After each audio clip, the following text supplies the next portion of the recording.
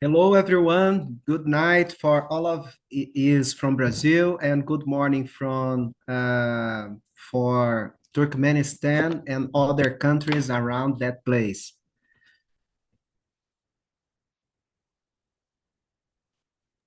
Today, we Good morning. will have a presentation about our second episode on the webinar series in the project called Brazil and Turkmenistan for Zero Waste. Is an initiative that we are launched, the Global Eco Alliance in the world, starting in Brazil with the cooperation with Turkmenistan. And today we have two presentations, and we are here because of the ABES Connecta. ABES Connecta is a broadcast YouTube uh, made from the, let me see my volume here, sorry. I'm just adjusting some settings. So anyway, ABS Connecta is a great platform from Brazil Association of Environmental and Sanitary Engineering in Brazil, ABS. ABS is the most important association in sanitation in Brazil. And we have over 10,000 professionals in our association. And this webinar series is made with the partnership with Humphrey Fellowship Program. Today, we are 5 Humphreys here in this broadcast. We are talking about zero waste, climate change, and the sustainable development issues. And we hope you enjoy this webinar with us. And Humphrey Fellowships is a program created in 46 years ago, and we are over 6,000 Humphreys around the world, and we are over 160 countries that has attended this program yearly in United States and around 19 universities in America. So I hope all of our audience will enjoy and like very much about the topics that we are bring to you. So I will call Arslan to introduce and to be our moderator in this webinar. Thank you very much, Dio. Good evening to the people in Brazil and good morning in Turkmenistan. So I'm very glad to moderate today's session. Thanks again to our sponsors, ABS and Humphrey Fellowship and all the other who are supporting today's session. So my name is Arslan. I am a Humphrey Fellow from Turkmenistan who attended University of California, Davis in the area of natural resources, environmental policy, and climate change. So, as Dio mentioned, we are joined today by other Humphrey Fellows, but we will have the first webinar today, the first session presentation by Diogenes will be on zero waste movements in the world and projects in Goiânia city, Brazil. So I think I would welcome Diogenes to present himself and start his presentation.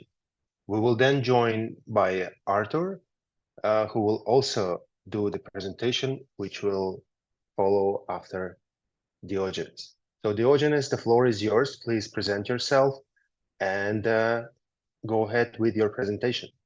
Thank you very much. Hello, everyone again. I will show my presentation first. I think all of you can see my presentation. I don't know if the presentation appear on the screens. Yes, Dio, we can see it. Oh, that's cool. Let me put here.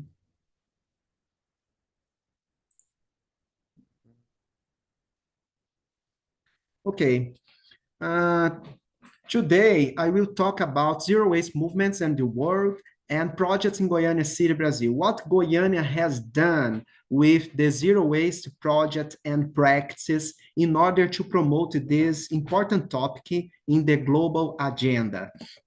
So I'm a civil engineer from Federal University of Goiás State. I'm a specialist in solid waste management and work safety engineering. I do have a master's degree in environmental and sanitary engineering. I do have my own consultancy entrepreneurship called Diogenes Aires Institute of Environmental Development in Brazil. We call Instituto IDA. And I am a president of Zero Waste Society Association. We are opening this association in this project, supported by the International Institute of Education. And also I am an engineer of environmental agency of Goiânia City Hall in my city. And also I am director of technical chambers of Brazilian Environmental Sanitary Engineering Association in Goiás State, ABES. My topics will be around 4 topics today. First, we will talk about global problems with solid waste. Solid waste is the most great problem in the world, and we will explain how this affects negatively our health and environment. Secondly, we will talk about the concept of zero waste. In third, we will talk about history of zero waste in the world. And finally, zero waste project in Goiânia City and Brazil. One of the great current problems in the globe is the municipal solid waste management. Sorry, Diogenes. Yes, you sorry can. to interrupt. People on the chat are just asking you to put on presentation mode if you can, because they can see the slides better. Thank you. Oh, let me see, because I asked in the initial of the presentation. Let me put here. I'm sorry. Let me see. How can I adjust? In your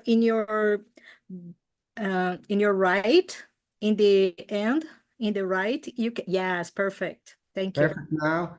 Oh, that's Thank cool. you, And Dio. so much. Thanks so much, Liliana, because we can see YouTube screen. So sorry for that. Let me talk now about the first topic that I'm talking about, global problems with solid waste. One of the greatest current problems in the globe is the municipal solid waste. Why? Because the global population has generated high rates of generation of trash. And of course, these trash are badly managed today. Mainly in the final destination, we have disposal in the soil and the water, and mostly solid waste in the world are burned today, and we have problems with fire, with the climate change, because this gas emissions from solid waste burning. And of course, all these actions, not good actions, but bad actions in terms of management, it causes many kind of bad or negatively impacts, like environmentals, economics, socials, sanitaries, cultures, impacts in the global series. According to the World Bank, in 2018, the World Bank said, from 2016, the world generate over 2 billion tons of trash, and probably by 2050, the world will generate 3.4 billion tons of trash. It is so much trash. It means almost 1 kilograms per inhabitants in the world generate trash per day. So in Goiás state, we are in the same way. So the range of the generation of trash is between 0.46 kilogram to 0.99 kilograms inhabitant per day, which means Goiás state need to stop this kind of generation because we are in the same way that the world is going to. So if you don't stop this kind of generation and this kind of final destination, probably we will have many kind of problems. In the world, we have two kind of scenarios. One scenario is from the developed countries. 1/3 waste are recovered in these countries. But my question is, how many countries are developed in the world? Only 37 developed countries are in the world. And developed country that has a good solution in terms of recycling, composting, other kind of recovery materials. But the population from the developed country represent only 17% of the global population. In other hands, we have the underdeveloped countries, developing countries, and the other countries, exception 37 developed countries, we have at least 158 other kind of countries, which means we have population living in these other countries represent something around 83% of the global population. So my question is, how it's possible to deal with this problem in the world, even we have good examples of zero waste and recycling and composting countries, but of course, mostly of the population living in the other kind of countries, like underdeveloped countries or developing countries. In these countries, mostly of the actions about trash goes to the dump sites, illegal dump sites, which contaminates the water, the soil, then air, with the many kind of problems. So the trash has caused many kinds of problems related to the high generation. The trash causes illnesses, global warming and climate change problems, floods. In Brazil, we had floods in Porto Alegre this year, and we could see on the street many kind of trashes in the drainage system. And of course, trash causes water pollution and scarcity of water, and we don't have room for so much trash. If you look around your city, it's mostly of the cases we can't find. It's impossible to have spaces. In Brazil is a huge country. Of course, landfill in some cities is a solution, but places like São Paulo, Rio de Janeiro has difficult to find these areas for landfill. Our current challenge today is to invert this pyramid. Why?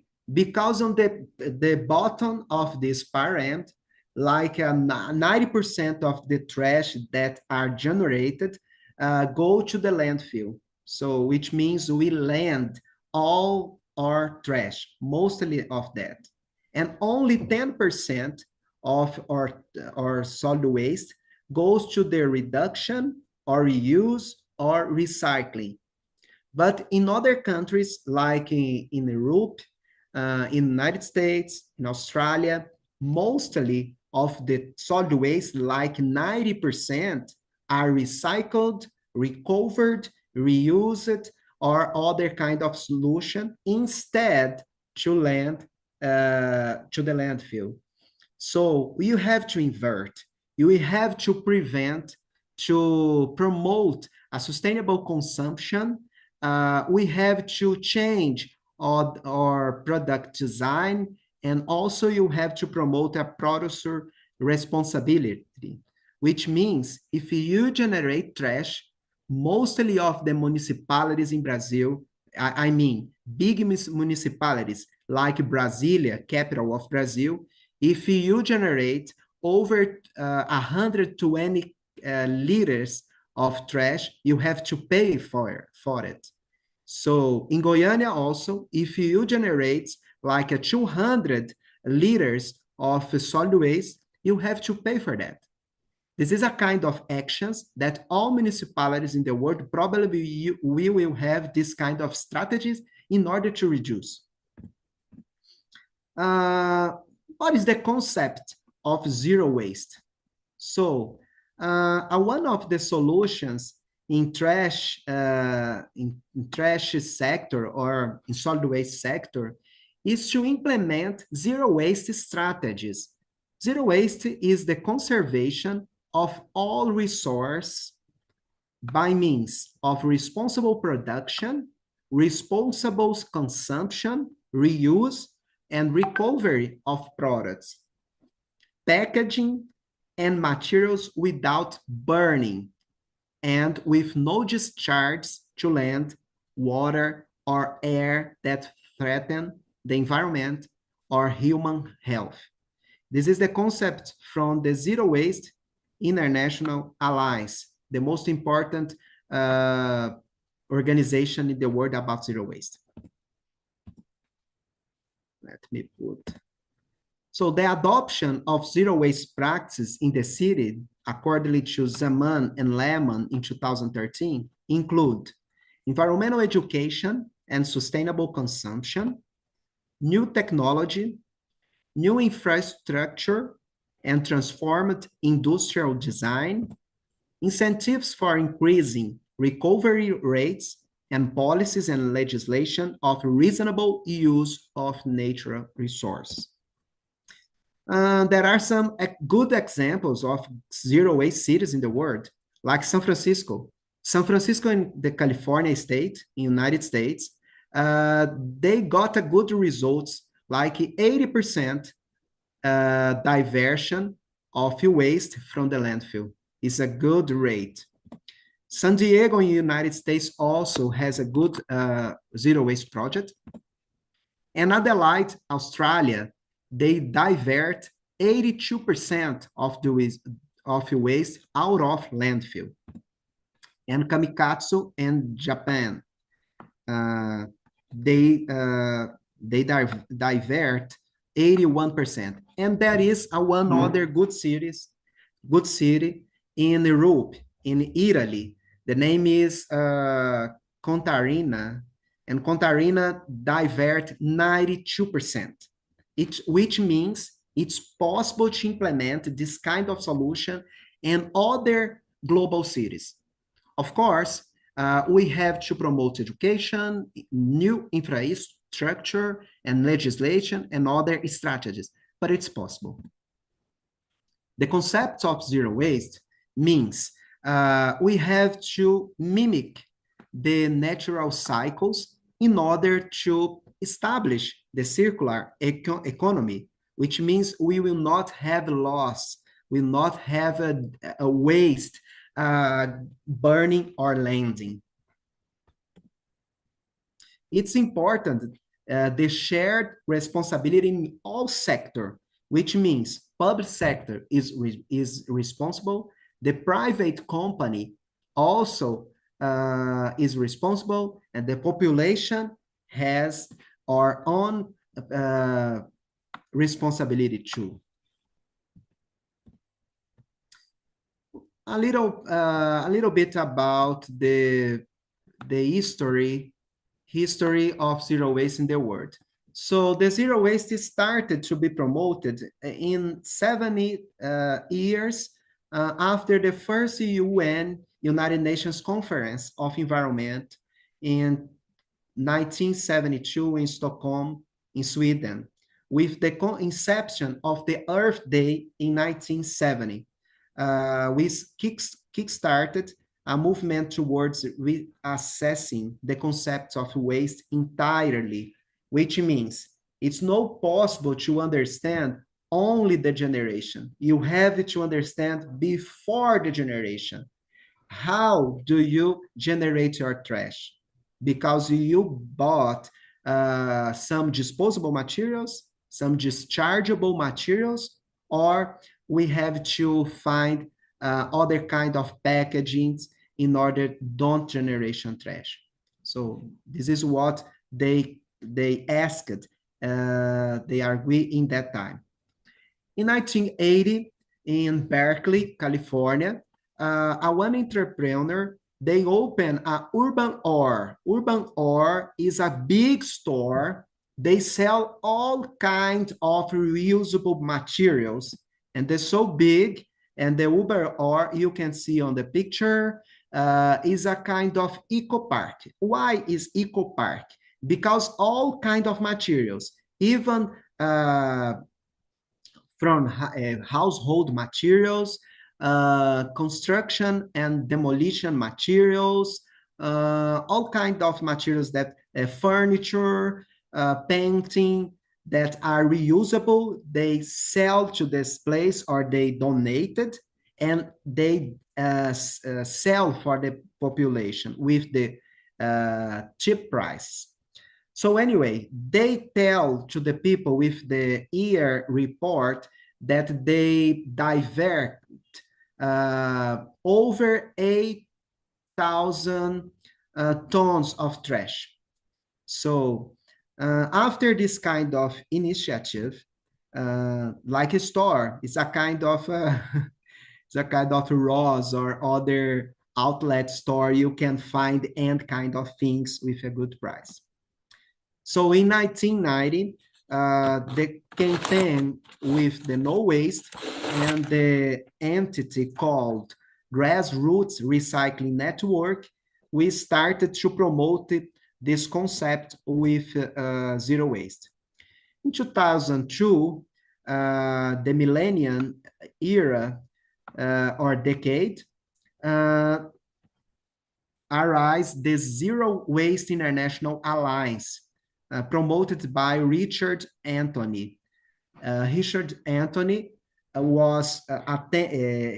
attended the Grassroots Recycling Network in the United States, and they promoted this new alliance in the world, trying to promote the concept of zero waste. In 2002, the two professionals, William McDonald from the United States, he is an architect, and one chemistry engineer, Michael Braungart from Germany, they wrote the book Cradle to Cradle. Cradle to Cradle was a fantastic book that fight against the concept of cradle to grave, which means the materials don't have to be created in order to be disposable or dischargeable, but the materials should be renewable. The materials should be reused, recycled, and recovered as much as possible. 2004, the Zero Waste SA was founded in South of Australia. This is a company in Australia, public, that promotes environmental education for the population to implement in their houses the recycling programs and composting other kind of. In 2010, was created and founded the Instituto Lixo Zero Brasil, which means a Brazil Zero Waste Institute in Florianópolis City. In 2013, Dr. Atik Zaman in Australia wrote about zero waste cities, a model for cities in the world. In 2014, was founded the Brasilia Zero Waste Alliance.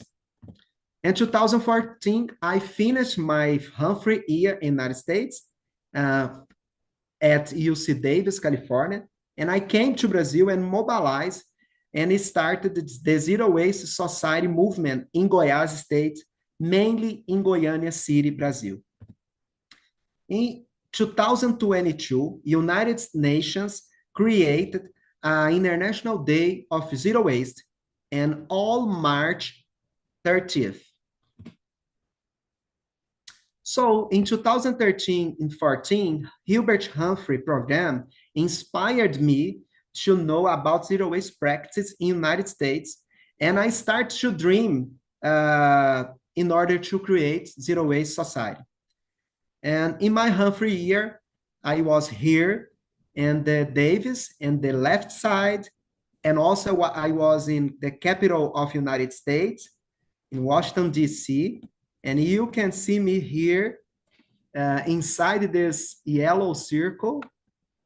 The picture is not good, but believe me, I was there. So when I was there in United States, I started my two professional affiliations, a one in Call Recycle. Call Recycle is a public department of resources, recycling, and recovery.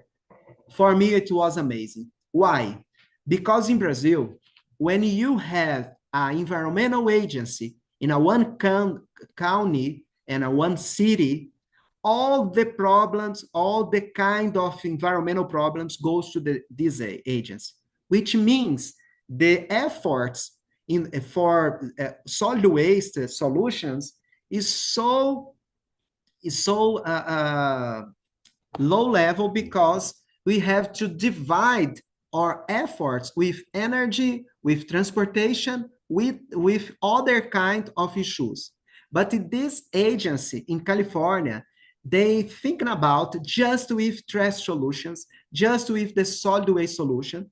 They have a public hearing every month that they present the reports about recycling, and not in general of recycling, but there is a session specifically for cans, other sessions specific for tires, other sessions specific for glass.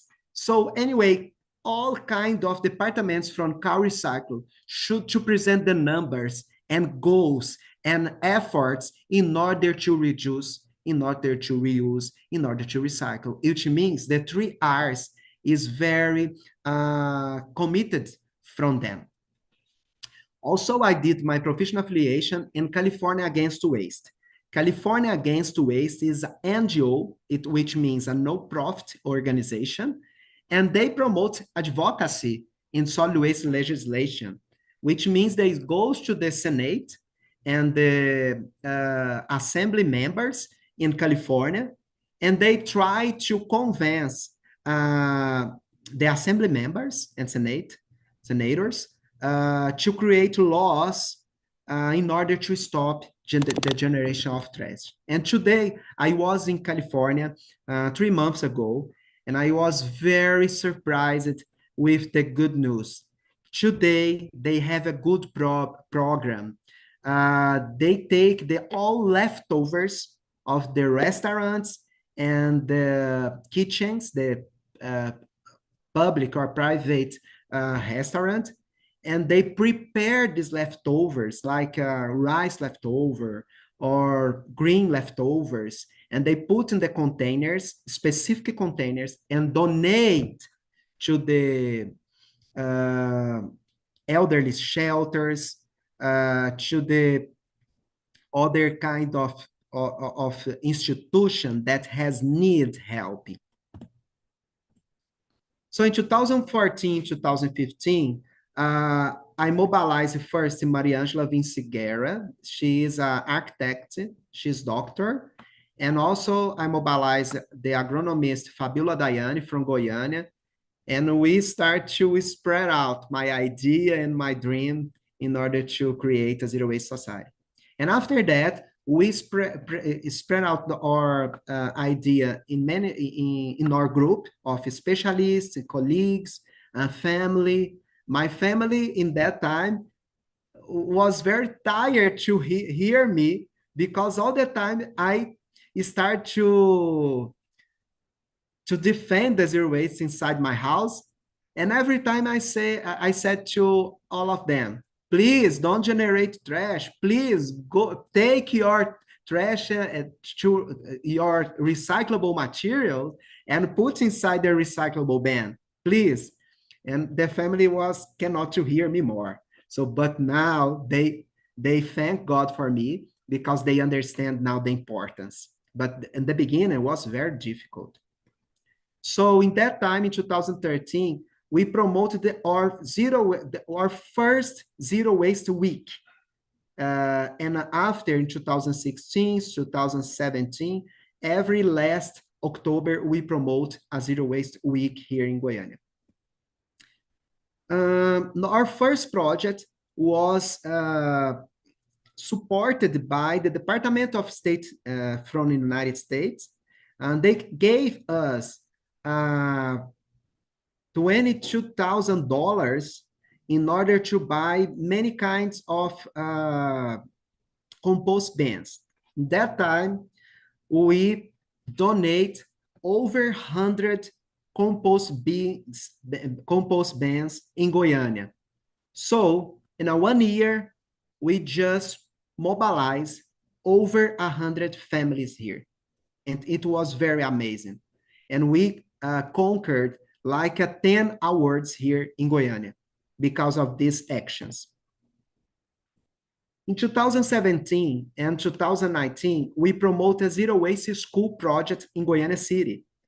And we implemented the recycling in 18 schools in Goiânia. We mobilized the students, the professor, for composting, recycling, and gardening. But in that time, it was very expensive for us to buy the compost bins, like in the zero waste for residents.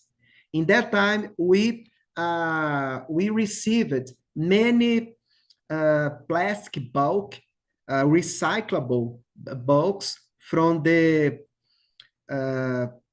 many stores, the bakeries, and we created this kind of handcraft compost bins. And we donated to the schools. In 2019, we started to spread this project, not only in Goiânia, but now we range as Jandaia City. In 2019, we implemented zero waste school projects in Jandaia City. Jandaia City has only 6,000 inhabitants, but is a good city. And the mayor is a woman, and he cares about the trash, about the cleaning water, cleaning urban actions. In that time, our actions stay concentrated against the dengue fever, against the Aedes aegypti mosquitoes, and zero waste in that time was a good solution because the population started to collect the materials from the street and destinate to the recycling, and destinate the banana peels, apple peels, and other kind of apple skins, and other kind of organic materials to the composting. And today, we have 7 schools in Jandaia that they sell the compost, they sell the compost bin, they sell the biofertilizer, the liquid that fertilizes the soil, and they sell the worms. And today is a great project over there. In 2020 and by to the 2024, we promoted and is still promoting a zero waste school project in Goiânia City at American School. American School is a place where we will have the symposium of our Global Equalize project this year on September 17th. In 2020, 2021, we implemented the Zero Waste Village project in Teresópolis cities. Teresópolis was the third city promoted by Zero Waste Society. In this kind of condominium, is an eco-village, the houses first, they were motivated to sort their waste. Sorry for the Portuguese language, but I will try to translate for you. And we promote in those houses, over 100 houses that over there, the population there sort the material in 4 kinds of solid waste. One is recyclables. Recyclables goes to the recycling station. In this recycling station has 2 areas. One area for recyclable materials and other areas for trash, for rejects. This is a picture. We improved this station. Today, the station is very fancy, but at the beginning, they just put one sign.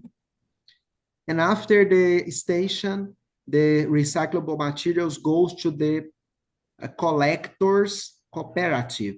It's a kind of recycling organization. And the reject goes to the station, and after that goes to the landfill. Organic materials from those residents goes to the composting bin or composting pallets. They put all leftovers and gardening scraps to the backyards. And the hazardous materials or hazardous waste, they sorted and sent to the stores or some specific places that accept this kind of waste. The final project. Yes, you can. Dio, in the way of time and to allow people to ask questions to your excellent presentation, probably 10 more minutes. Yes, at maximum. Sorry that. 2021 and 2022, we promote the Zero Waste City project in Jandaia City with 7 schools now, 5 drugstore, city hall, the prosecutor office, and the council of Jandaia. We are here in the drugstore. We promote many events when many materials like banners, compost and recyclable bins, and other kind of outreach materials, sponsor banners. And today, we are promoting this global Eco Alliance, Brazil and Turkmenistan for Zero Waste in Goiânia, between Brazil and Turkmenistan. We conquered the collaborative alumni project. This project is from July to September. We are here with our team. And we have 5 objectives with this project. One is to create this international cooperation. The second is to promote a symposium. The third is to promote field trips and meetings. The fourth is to create a zero waste strategic plans for the next 5 years. And the objective 5 is this current webinar. We promote these 2 webinars, and the third one will be in September 10th. So if you want to wish to be partner with us, if you are from Brazil, and if you want to be a partner, please go to this QR code and you can join us in this project. If you are from other countries, you can send a message in your email and contact us. And thanks so much, guys. Thanks so much all audience, and sorry for something. Thanks, Arslan. Dio, I can feel the passion of your professionalism when you are explaining about your field of expertise. So thank you very much for your presentation. I think before going to the questions from YouTube, I will ask you a question about education in zero waste.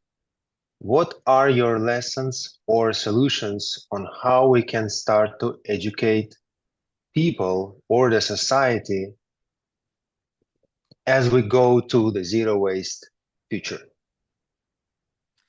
So first of all, Arslan, I think you have to be the part of the solution. I mean, if you don't recycle, if you don't compost in your house, the people will not believe in you. It's not, the people expected not to hear from you. The people expected to be in you the solution. So in my house, when I started to sort the materials, my family started to ask me, why are you sorting? And I showed them a one move that the people in that time was feed with the trash. It was very bad.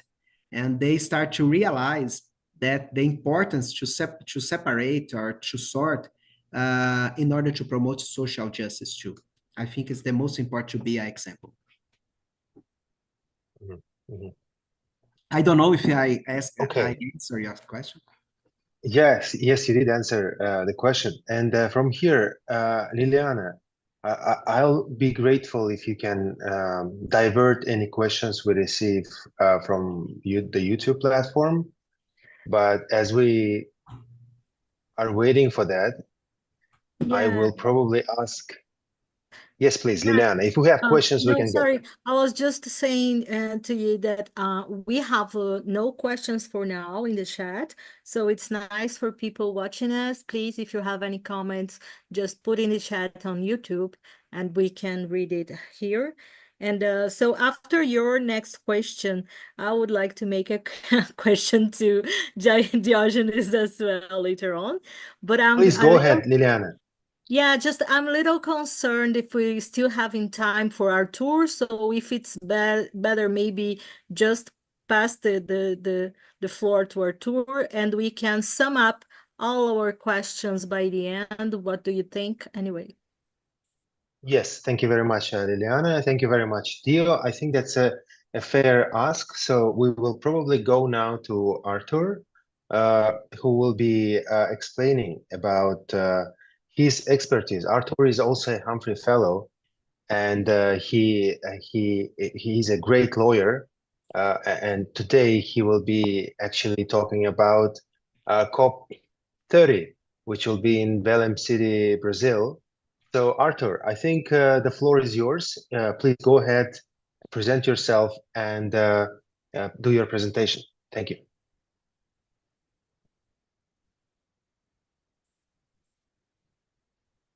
I cannot hear you, Arthur. Hello, everyone. Thank you. Hello, everyone. So thank you very much. And good evening to everyone. My name is Luiz Arthur Saraiva Filho. I'm from Belém, the state of Pará in Brazil. I was Humphrey alumnus from American University, Washington College of Law in Washington, D.C. in the year of 2019 and 2020. So today I will talk about the updates about COP30 in Belém that will be next year here in my place, in my city. So let's start for the presentation.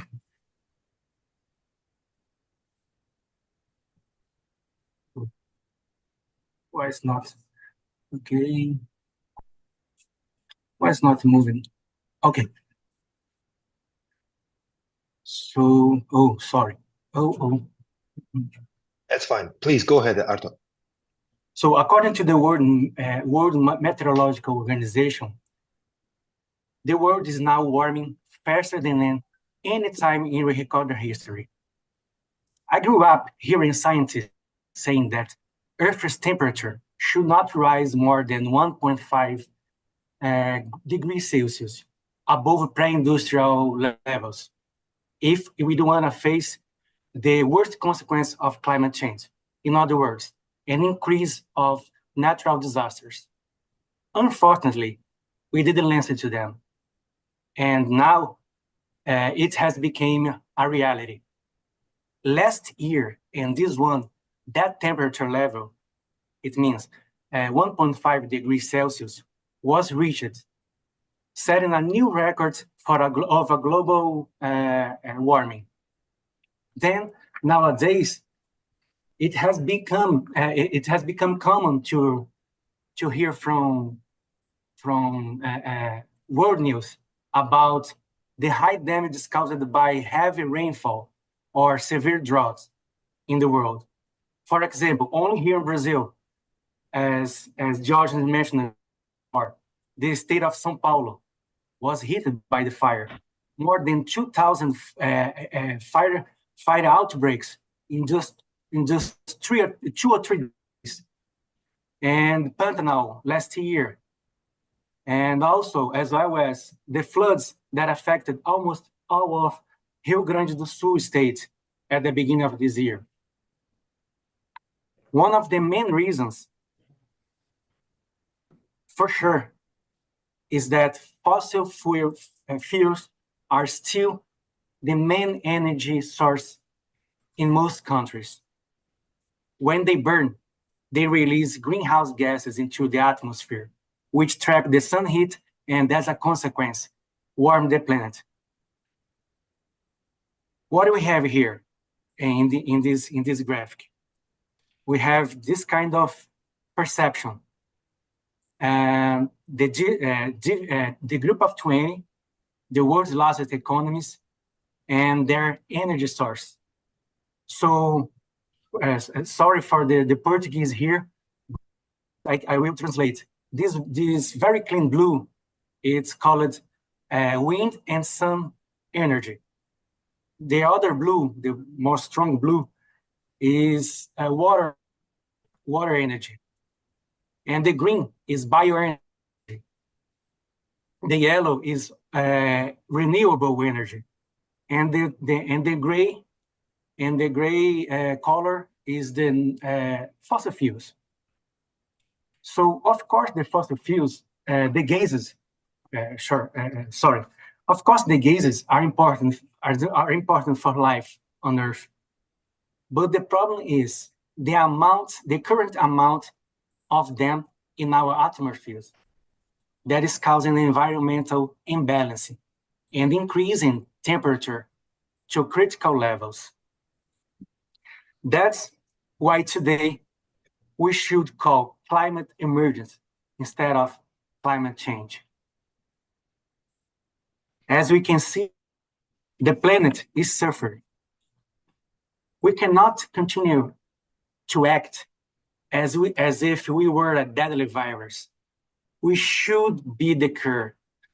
We should be the solution, not the problem. So how can we change this reality? Well, as individuals, we already know. Diogenes was great telling us about it. We should respect the environment to ensure it for the present and future generation. And as a nation, for now, I believe the best tools are the United Nations Climate Change Conference and the annual Conference of the Parties, the COPs. Why? You are maybe asking why that's so important. Because we have 190 countries agreeing that climate change can only be tackled through the common effort, through the collective effort.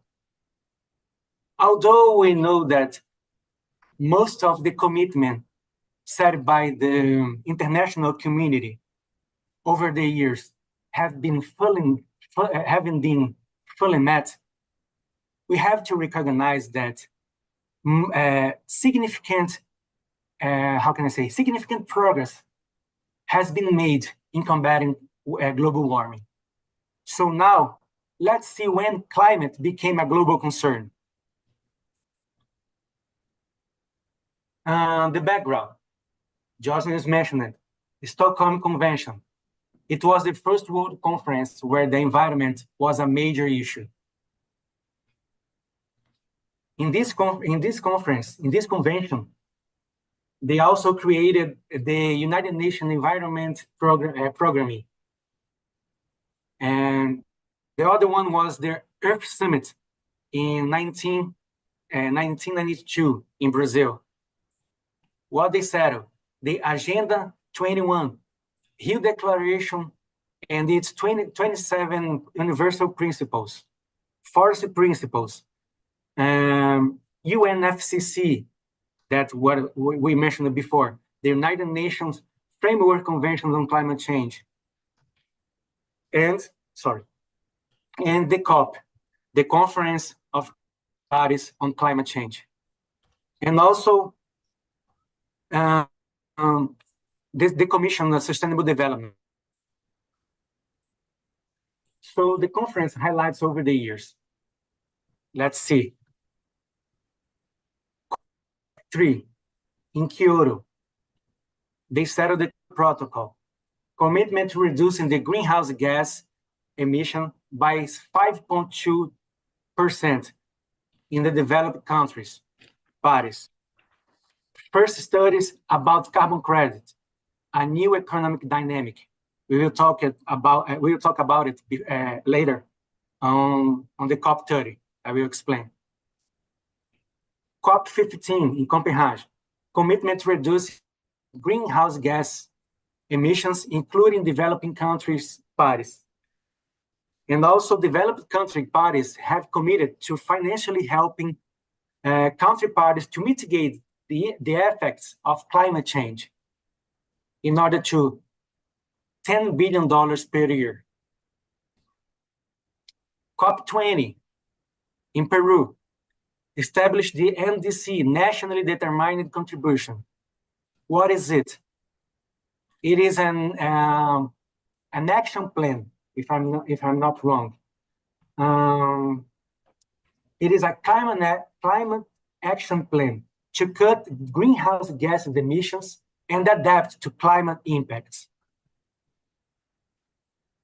Each country needs to update it every 5 years. This conference was important because they prepared the basis for the Paris Agreement in the next year. So COP21 in France, we have the remarkable Paris Agreement, holding the increase in the global average temperature to well below 2 degrees Celsius and pursuing efforts to limit it to 1.5 degrees Celsius above pre-industrial levels. Developed country parties also should continue to take the lead on mobilizing climate finance and taking into account the needs and priorities of developing countries' parties in order to $100 billion per year. That's what we have now. And it's called NCKG, New Collective Quantified Goal. What more? COP28 in Arab Emirates, focus on renewable energy sources. And this year we will have COP29 in Baku, Azerbaijan, where we don't know what will be the main topics there, but we have a guess. Probably a new round of climate action and the NDC that I told you before, because they need to update it, and next year started 2025, 2030, and possibly the NCKG, the New Collective Quantified Goal on Climate Change. How much? We didn't know yet, but I was reading some news and they were talking about $1 trillion a year. That's what a developing country believes that is necessary to implement all the commitment did in Paris Agreement related to energy transition and mitigate the losses due to the global the climate changing impacts. But I was reading too that the main issue in Azerbaijan is that the negotiations meetings, they are not going so well. So they didn't know that they will gonna reach they gonna achieve this amount of money, because beneficiary countries, of course they want more money available per year, while donor countries would like to stay maybe the status that they have now, but also they want to increase the contributing countries in this annual payment. So the negotiations that so far as I could see, they are not going well. And now we're gonna talk the COP30 in Belém. So this will be the first time that Brazil hosts the United Nations Climate Change Conference. The time and the location could not be better for this kind of debate. Amazon rainforest is one of the most important biomes in the world, and it is an important key for combating global warming. In this point, what I have to say, I would like to start this conversation about the COP30, mentioning the indigenous people's participation, because discussing climate and environmental solutions surrounded by the true guardians of the rainforest is a great opportunity to change the future. These people are essential for environmental conservation, and I will explain why. Let's think about it. Indigenous lands cover 20% of the Earth's surface, but they contain 80% of the world's remaining biodiversity.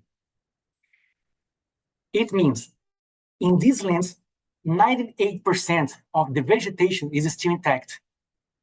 So the protected area on indigenous land is much higher than private properties in rural zone that already degrade their space. Since the indigenous people have a close relationship with the environment and are entirely dependent on natural resources, their spaces have been preserved. On the other hand, we know that they are the first one to suffer climate change consequences.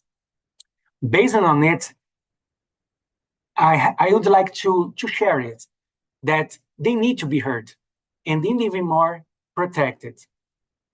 What do we see now? What do we have now in this current government for the President Lula? He created an indigenous people ministry.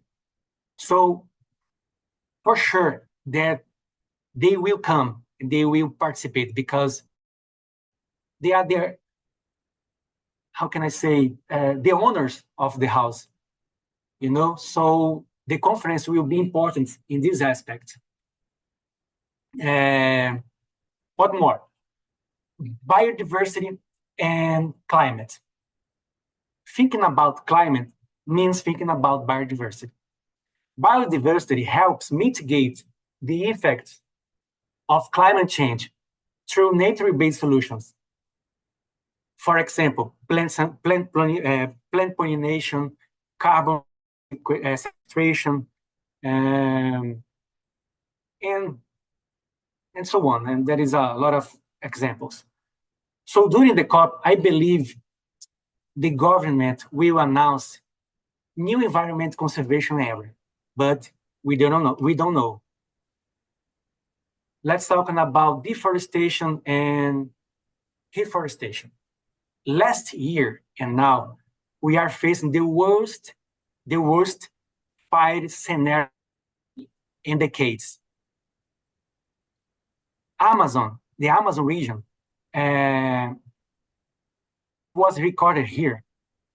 Over than 21,000 fire outbreaks last year between these two years, according to the National Institute for Space Research.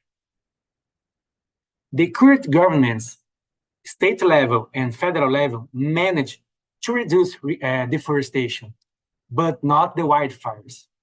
And this is yet another consequence of the climate change, and should also be one of the key points of COP 30. Regarding reforestation, we should expect some data from the Brazilian government, and of course, new commitments, because we know that standing first is synonymous with biodiversity and automatically climate change mitigation. And reducing of the greenhouse gases emission, net zero, when? We don't know. When? We don't know. Because it's uncertain. And let's talk about carbon market. The carbon market for Brazil, it's an important to be inserted in, because Brazil has a lot of potential in these fields. We know that this kind of market, reputational, it's reputation. And Brazil has many problems related to land use. That could be a problem, because if the land system were seriously, we could have great financial gains in this dynamic. So what happened now? What is happening here? What's going on here in the state of Pará? Last week, the governor of the state mentioned that Pará will issue the largest carbon credit in the world, probably 1 million credits, which can achieve more than $1 billion to the state treasury. The difference is that the carbon comes from restored public lands, not from private lands, the private properties. So it's a promise. Amazon rainforest has a lot to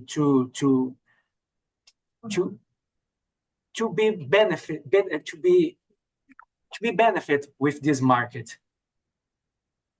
So next topic is energy transition. Country must put more pressure on a fast energy transition. And I believe that at this point, compared to others, Brazil is doing well, but we know that it can always improve. And the last one, no, but the other one will be climate justice. Climate justice, we know that climate crisis does not impact everyone at the same time. And the effects are not felt equally. Most of the responsibility lies with a few countries, individuals, and companies. And we know that worldwide, 70% of greenhouse gas emission come from just 10 countries, including Brazil, that hold the fifth position. And we're going to talk now about the climate finance, the new collective quantified goal. This topic will depend what will happen in the COP29 in Azerbaijan. But if this not happen there, probably it will happen in the next year here in Belém, in the conference, the COP30. And to conclude, I believe Brazil has a great chance of taking a leading role in climate negotiations between nations. And there are some reasons. The first one, nowadays, currently, Brazil is the head of the group of 20, the world's largest economies. Second, it has strong diplomatic ties with both global North and South. And third, Brazil is strengthening its institutions, as seen with the ecological transition pact between three branches of powers that was announced last week by the government. So they will stay together. The judiciary, executive, and the legislative will work together to incorporate a more effective, sustainable development model here in Brazil. So as we can see, this is a clear message that Brazil wants to play a key role in addressing the climate crisis. Finally, I believe it's important to keep these words in mind. It comes from our constitutional letter. It says, all have the right an ecologically balanced environment, which is an asset of common use and essential to a healthy quality of life. And both the government and the community shall have the duty to defend and preserve it for present and future generations. That's the Article 225 of the Federative Republic of Brazil. And just to show you something about my city, here is Belém. We have some tourist points, and of course, we are so famous for the food, because of the food. And it will be a great pleasure to have you here in Belém next year. Please come and let's make the difference. Thank you so much. Thank you very much, Arthur, for the great presentation and great insights. Thank you for sharing the successes that your government is doing. I like the point about the Indigenous People Ministry. I think there is so many things we can learn from them. The carbon market development that you mentioned is also a very exciting part. So, vary of time, I think we can go directly to the questions from our audience. And again, I remind people, if you have any questions to both of our presenters, please do raise them, do send them to us. Liliana, could you please fire off with the question from the audience? I guess we have some. Sure, thank you so much. And thank you both Diogenes and Arthur for the presentation. And thank you, Arslan, as I am a civil servant from the Indigenous Ministry people here in Brazil. So we are hoping to have you with us soon. So yeah, we have a question. We have some nice comments in the chat saying how amazed people are with both the two presentations for tonight. And I would like to put a question. I think it's not directed for one specific presenter, so I will put this question for both for brief comments. Mr. Masao Okazaki from Jundiaí, São Paulo, very close to my homeland. She asked us about if it's not about the time for us to start to install incinerators and use these incinerators of waste to generate energy. So waste to energy. I will recommend him to just look at your presentation from last week. It's on YouTube as well. It's an example, a nice example of the use of technology. And he also put another comment in addition that he mentioned Professor Lutz, who used to say that CO2 are vital element for life as well. So he agreed with Professor Lutz. So it's not clear, but in his next comment, he says that the pollutants we should avoid, maybe it's not the CO2 in his opinion, but other components like nitrogen or phosphorus or whatever. So maybe you guys could just briefly comment all these considerations he nicely put in the chat. Thank you so much. You want to go first, Arthur? Oh yeah, can be. Whichever you will. Yes. Yeah, can be.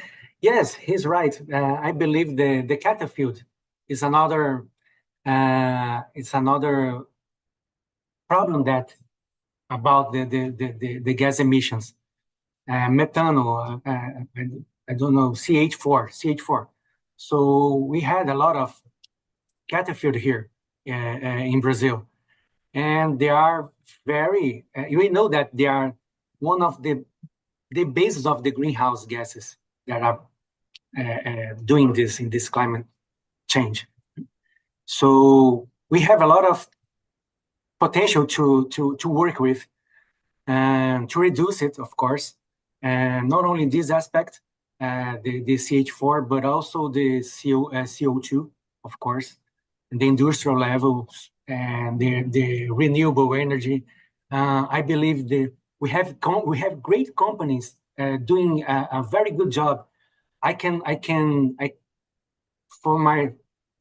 follow one of them that is Raízen.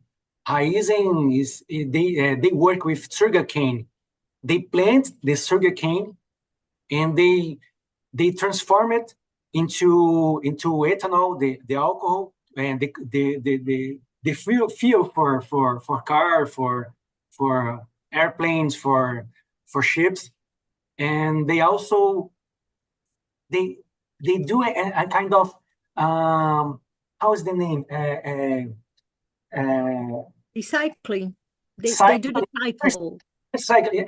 It's like a circular economy. You know, circular economy inside. Economy.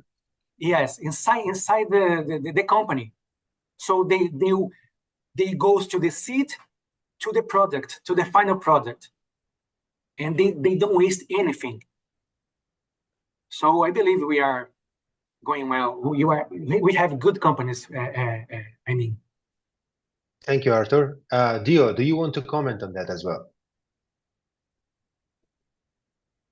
You are muted, Dio, I guess. Yeah. Please unmute yourself. Sorry that my sound was my microphone was turned off. So I think Liliana answered very well on the YouTube platform chat that all chemical materials and chemical substances are very important in the nature.